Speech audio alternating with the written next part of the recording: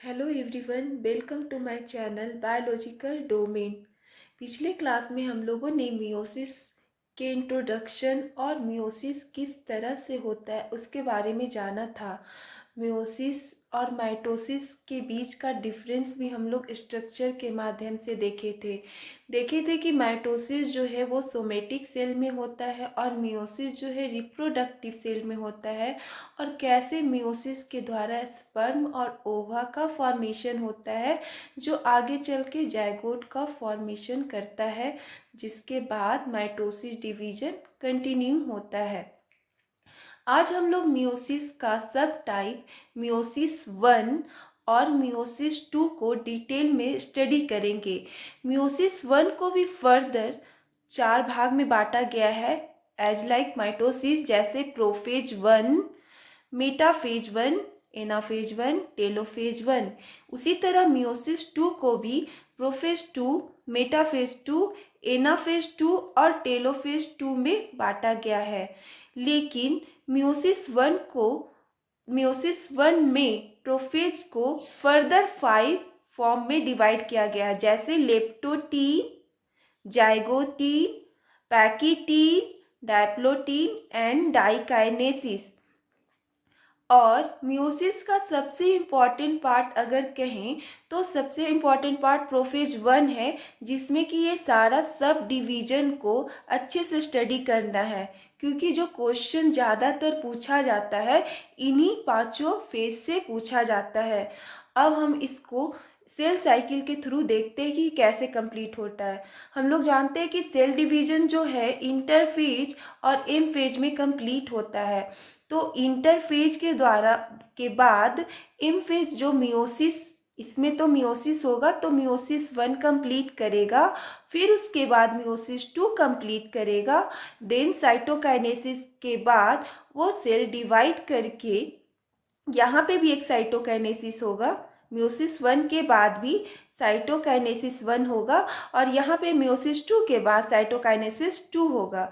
Then further ये फिर interphase में इंटर करेगा, ऐसे सेल डिवाइड करेगा। अब 1 बाय 1 टाइम वेस्ट ना करते हुए हम लोग प्रोफेज 1 को अच्छे से देखते हैं।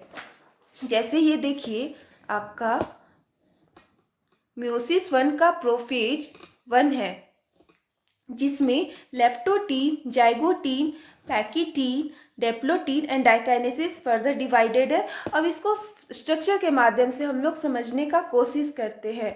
जैसे लेप्टोटीन है, ये एक सेल का स्ट्रक्चर है, ये आपका सेल मेम्ब्रेन है, ये आपका न्यूक्लियर मेम्ब्रेन है, यहाँ पे आपका क्रोमेटिड है।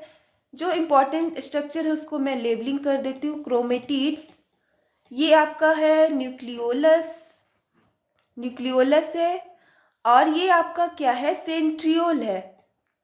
तो लेप्टोटीन में क्या होगा, सारा यहाँ पे तो डीएनए रेप्लिकेट होके आया है इंटरफेज में, हम लोग ये जानते हैं। तो ये क्या होगा, ये जो क्रोमेटिड है फर्दर कंडेंस होगा और यहाँ पे क्रोमोजोम की फॉर्म में बन जाएगा। और क्या होगा, लेप्टोटीन में सेंट्रियोल जो एक था, मतलब जो सेंट्रियोल था, वो क्या होगा, वो डुप्लीकेट करके पोल की तरफ चला जाएगा दोनों।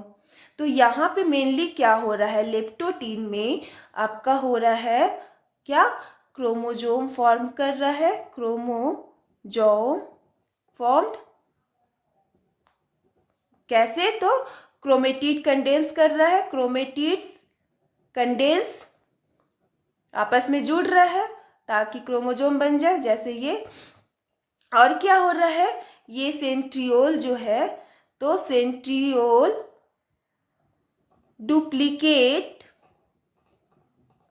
एंड मूव टू पोल की तरफ मूव कर जाएगा। फिर नेक्स्ट हम लोग, ये हो गया आपका लेप्टोटीन में सिर्फ यही होता है कि क्रोमोजोम का फॉर्मेशन होता है by the way chromatid condense.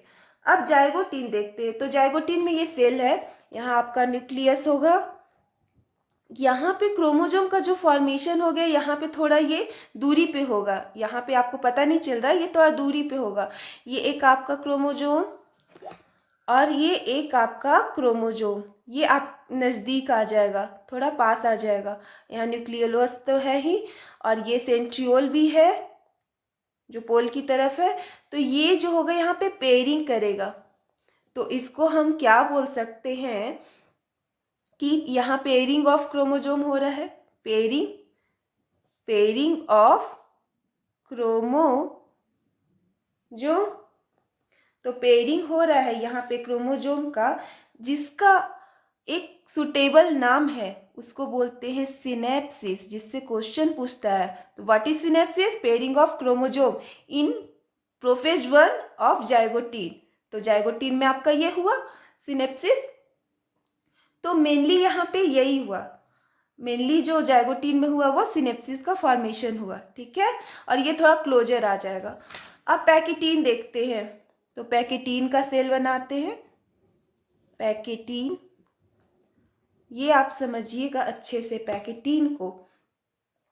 यहाँ पे क्या था, या तो लेप्टोटीन या जाइगोटीन, यहाँ पे सिस्टर क्रोमेटिड फॉर्म्ड नहीं था, लेकिन यहाँ पे क्या होगा, ये जो क्रोमोजोम है ये अपना सिस्टर क्रोमेटिड बना देगा। बना हुआ तो है लेकिन विजिबल नहीं है उन दोनों में। यहाँ पे ये विजिबल हो जाएगा, जैसे ये भी विजिबल हो जाएगा। और ये न्यूक्लियोलस तो है ही, यहाँ पे सेंट्रियोल है ही, सेंट्रियोल भी है, ये फॉर्म कर दिया। तो ये हम कह सकते हैं कि यहाँ पे बोल सकते हैं ये सिस्टर क्रोमेटिड विजिबल होगा, क्योंकि जो भी ये सब सारा चीज़ हम लोग तो माइक्रोस्कोप के थ्रू ही देखेंगे ना।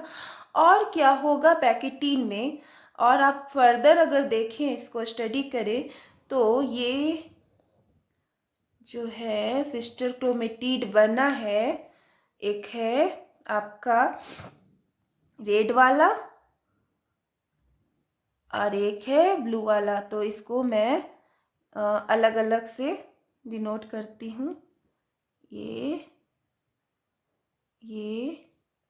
तो यहाँ पे क्या हो रहा है, इस जगह पे क्या हो रहा है, ये ओवरलैप कर रहा है। तो ये ओवरलैप कर रहा है किससे, जैसे ये दोनों सिस्टर क्रोमेटिड है, तो ये दोनों क्या होगा, नन सिस्टर क्रोमेटिड, ये आपका हुआ नन सिस्टर क्रोमेटिड। तो यहाँ पे क्या होगा, नन सिस्टर क्रोमेटिड जो है आपको क्रॉसिंग ओवर करेगा, क्रॉसिंग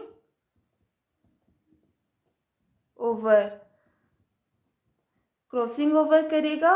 और क्रॉसिंग ओवर करके, जैसे ये जहाँ पे जिस साइज पे, जैसे ये मैं बाहर में इस फिगर को अच्छे से क्लियर करती हूँ, ये आपका क्रोमोजोम, ये आपका क्रोमोजोम, अब ये ब्लू वाला क्रोमोजोम, ये आपका ब्लू वाला क्रोमोजोम, ये इतना दूर जो बना, इसको बोला जाता है काइजमा। क्या बोला जाता है, काइजमा। इस पॉइंट को काइजमा बोला जाता है। और ये जो प्रोसेस हुआ, मतलब क्या हुआ, मान लीजिए ये एक क्रोमोजोम है और ये एक क्रोमोजोम है, तो ये दोनों क्या होगा, ओवरलैप करेगा। इसी को क्या बोलेंगे, क्रॉसिंग ओवर।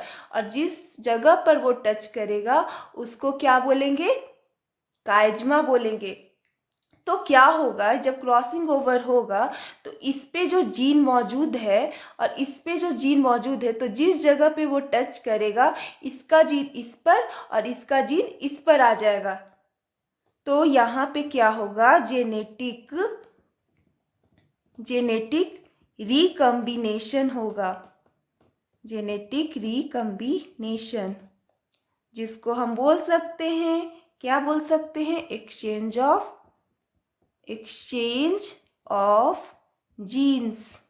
जीन्स का एक्सचेंज हो रहा है। तभी तो वेरिएशन होता है, जब सेक्सुअल रिप्रोडक्शन होता है तो बेबी में वेरिएशन आता है। तो ये हो गया आपका क्रॉसिंग ओवर, ये हो गया मेन। इसमें पैकेटीन में ज़्यादातर आपको क्वेश्चन क्या पूछेगा कि crossing over happens in which phase of meiosis 1। तो ये meiosis 1 prophase, that is pachytene. तो पैकेटीन में होता है क्रॉसिंग ओवर, या जेनेटिक रिकम्बिनेशन, या काइजमा का फॉर्मेशन। इतना आप लोग को समझ में आया। अब हम लोग नेक्स्ट देखते हैं कि डायप्लोटीन में क्या होता है। तो डायप्लोटीन में क्या होगा, लेट्स सी। तो यहाँ पे क्या हो रहा है, जो जगह ओवरलैप किया है अब वो फिगर के थ्रू आपको दिखेगा। यहाँ पे देख लीजिए, सिस्टर क्रोमेटिड अभी तक चल रहा है।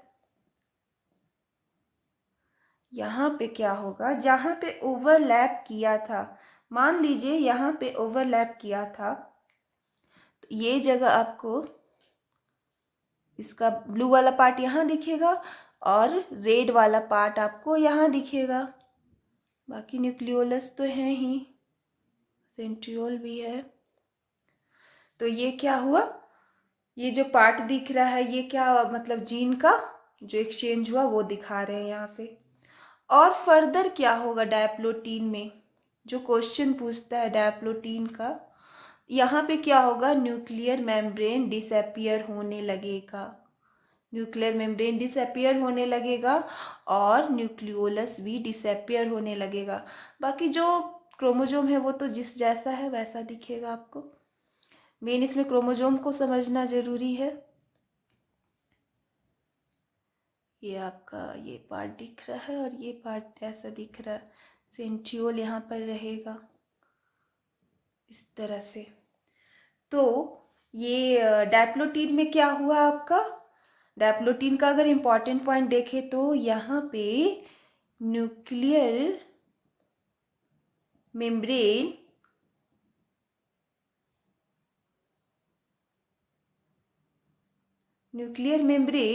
जो होगा वो डिसअपियर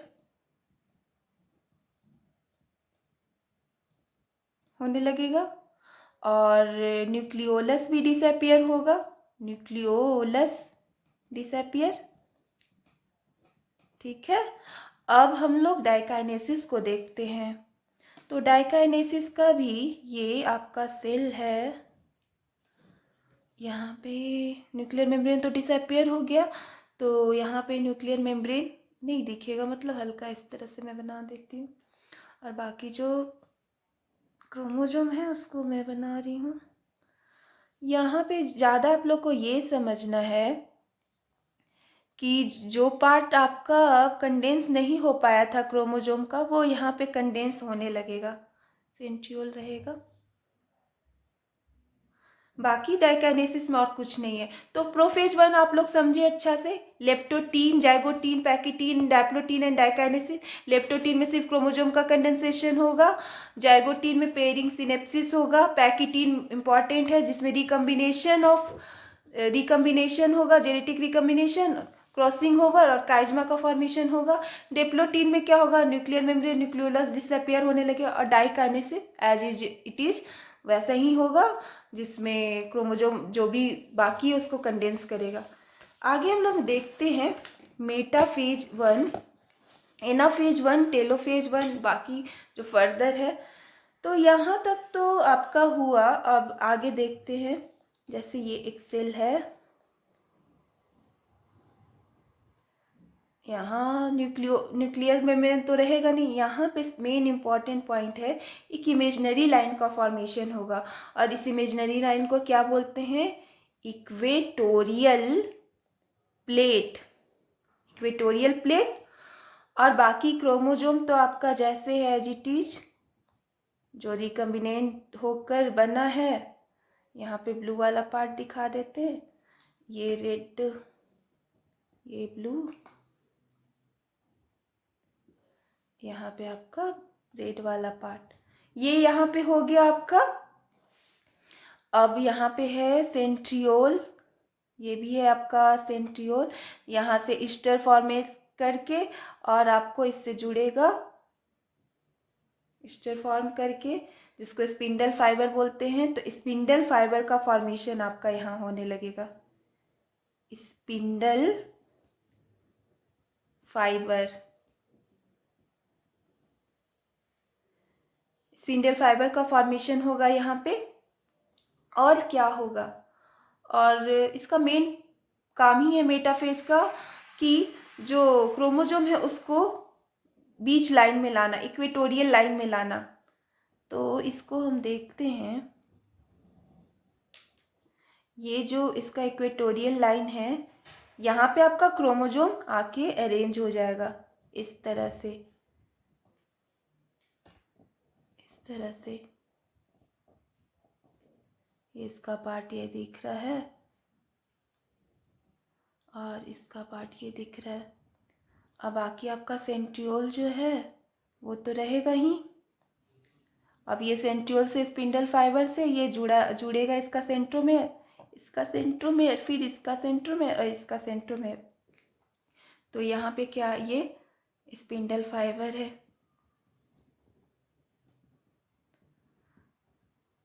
हो गया। अब एनाफेज 1 देखते हैं। तो एनाफेज 1 में क्या है,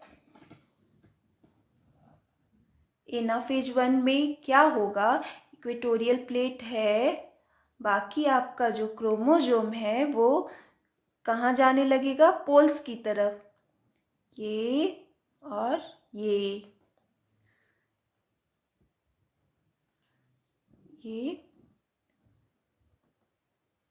मतलब ये जो इक्वेटोरियल प्लेट में आया था अब दूर भागने लगेगा इस तरह से। यहाँ पे सेंट्रियोल है, यहाँ पे भी आपका सेंट्रियोल है। अब ये इससे दूर भाग रहा है, थोड़ा सा स्पिंडल फाइबर से जुड़ा हुआ, और फर्दर अगर इसको फिर देखेंगे तो फिर क्या करेगा, पूरी तरह से सेंट्रियोल के मतलब पोल्स की तरफ चला जाएगा। तो ये एक गुच्छा की तरह बना देगा आपको इस तरह से, इस तरह से। यहाँ सेंट्रियोल है।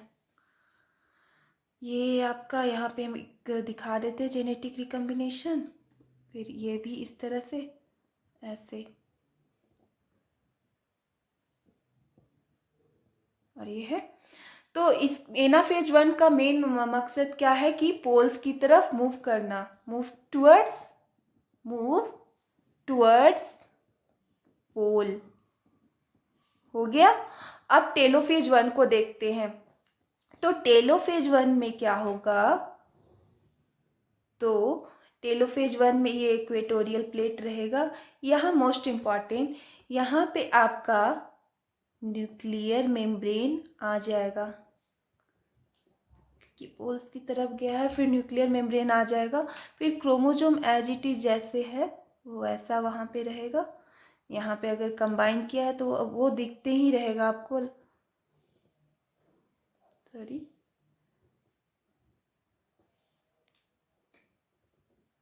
और आपका यहाँ पे सेंट्रियोल भी एक, ये न्यूक्लियोलस भी बन जाएगा, सेंट्रियोल भी आ जाएगा। ये यहाँ पे मेन काम क्या है टेलोफेज 1 में, न्यूक्लियर मेम्ब्रेन, फिर आपका न्यूक्लियोलस रीअपियर, और जितना भी सेल ऑर्गेनेल्स है वो आने लगेगा। तो इसके आने से क्या होगा, फिर वो साइटोकाइनेसिस में इंटर करेगा, जहाँ पे क्या होगा, साइटोप्लाज्म का डिवीजन होगा। न्यूक्लियस का तो डिवीजन हो गया ना, न्यूक्लियस बना दिया। अब यहाँ पे इक्वेटोरियल प्लेट है, फिर ये आपका न्यूक्लियस भी है, यहाँ पे क्रोमोसोम भी है,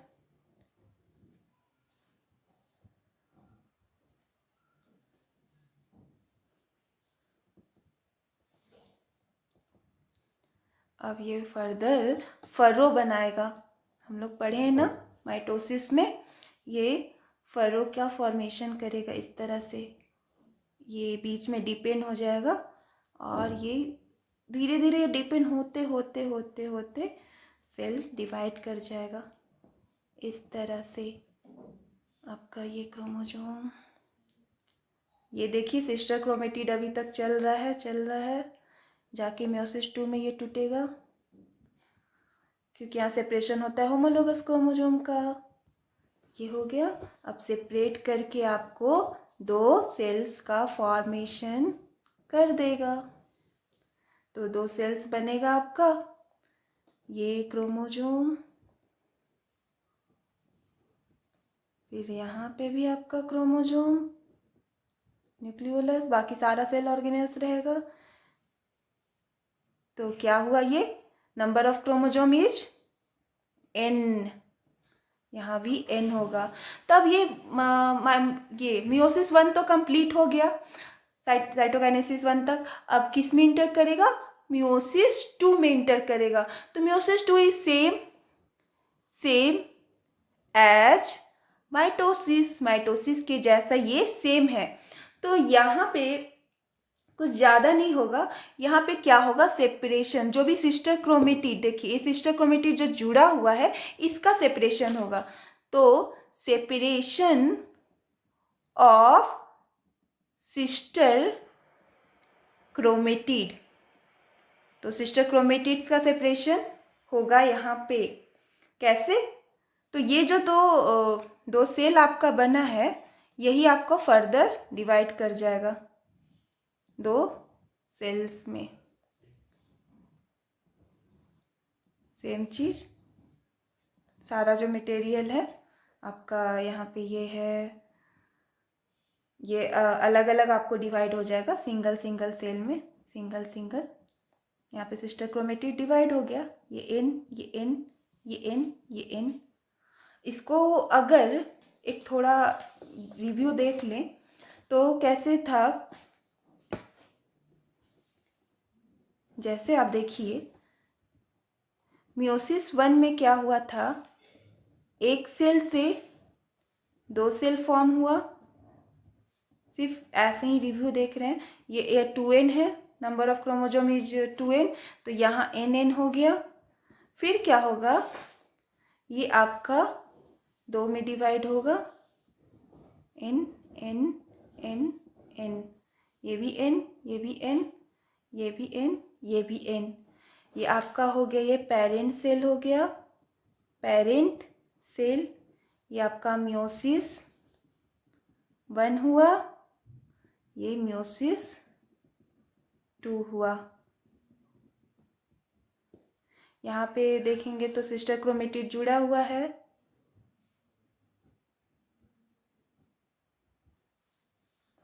लेकिन अगर ये एक ही बनाती हूँ मैं और यहाँ पे क्या होगा, अलग अलग हो जाएगा। ये एक है सिस्टर क्रोमेटिड। तो दैट्स ऑल अबाउट मियोसिस।